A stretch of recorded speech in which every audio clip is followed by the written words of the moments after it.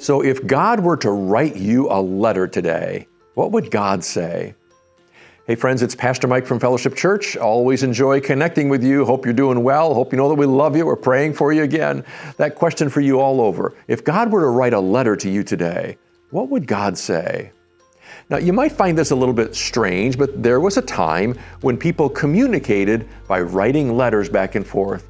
I know today when we communicate, quite often we send text messages or we Facebook message each other. We might call somebody on the phone. We might even leave voicemails and so on. That's the way that we communicate today quite often with people. But there was a day before Alexander Graham Bell even invented the telephone 150 years ago. There was a day when a primary method of communication between people was writing a letter.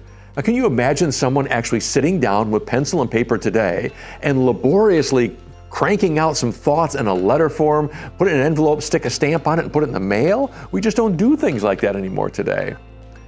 But what if God wanted to write you a letter? And what if God wanted to say some things in that letter? What if that was God's means of communicating to you? What would God write in His letter to you? Well, friends, we have some letters in the New Testament already, so we've got a pretty good idea of how God writes letters. If you've read much of your Bible in the past, maybe because you were doing a Bible reading program or maybe doing some devotions or a little group with somebody, you may have read through some of those letters, books like Galatians, Ephesians, Philippians, Colossians, Corinthians, and the Thessalonian books and all of that. They're all letters. And really, they're letters written from God to you, or maybe to you and other people like a church. And here's the really interesting thing. All those letters, a lot of them anyway, they begin and end the same way. Here's how God begins letters when He sends those letters out. Grace and peace to you from God your Father and the Lord Jesus Christ. And here's how God ends His letters. May the grace of the Lord Jesus Christ be with you in your spirit.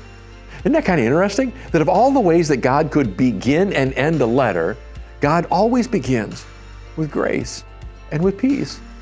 God could just say, it's God, I'm writing to Cletus, and here's what I want to say to him. That's kind of how people began letters back in Bible days. But instead, God says, no. Before we go any farther, I want you to know that we start with grace and we start with peace.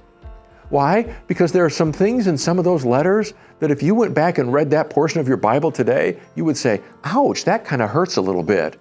Or, wow, I think God might be speaking to me about that thing.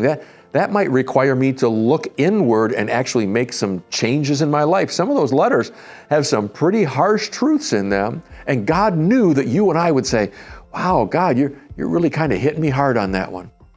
So God says, before you even read that stuff, and it's all truth, it's good, but before you even read that stuff, God says, I want you to know that my first word to you is grace, and my second word to you is peace.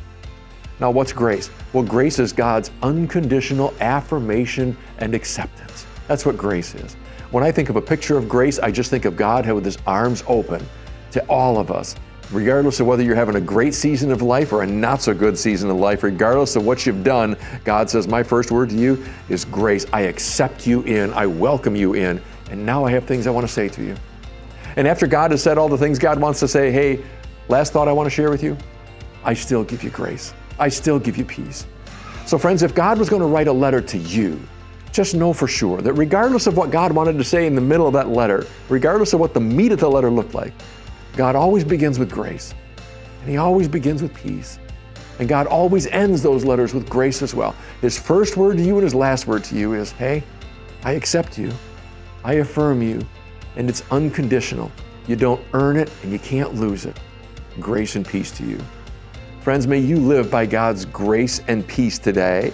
May God's grace and peace be an everyday part of your life. May you know that you are loved beyond measure. And we hope you're all having a great week. Take care. God bless. Bye-bye.